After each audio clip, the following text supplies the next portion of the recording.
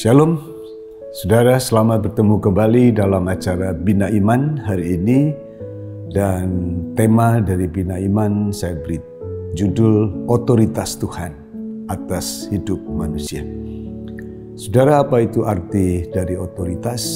Otoritas artinya hak untuk menentukan dan memerintah.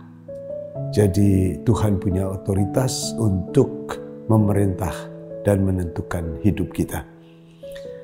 Kita baca Pengkhotbah pasal 7 ayat 15. Dalam hidupku yang sia-sia, aku telah melihat segala hal ini. Ada orang saleh yang binasa dalam kesalehannya. Ada orang fasik yang hidup lama dalam kejahatannya. Kalau saya membaca ayat ini sebagai bentuk keputusasaan dan protes kepada Tuhan. Ada kata dalam hidupku yang sia-sia. Ya, hidup yang seperti uap datang dan pergi.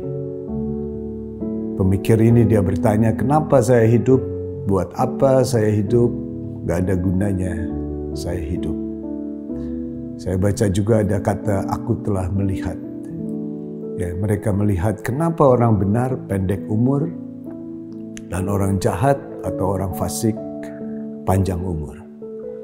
Rupanya saudara, ada kesalahan di sini saat kita melihat. Apakah kita melihat memakai kacamata manusia yang berdosa atau kita melihat memakai kacamata ilahi? Ya, kalau kita melihat memakai kacamata ilahi, maka yang pertama kita harus melihat bahwa Allah berkuasa atas hidup kita. Jadi Allah punya otoritas atas hidup kita. Yakobus pasal 4 ayat 12a mengatakan hanya ada satu pembuat hukum dan hakim, yaitu Dia, Tuhan, yang berkuasa menyelamatkan dan membinasakan. Yang kedua, saudara, kita harus melihat dengan kacamata ilahi bahwa hidup adalah Kristus. Filipi pasal 1 ayat 21 mengatakan, karena bagiku hidup adalah Kristus dan mati adalah keuntungan.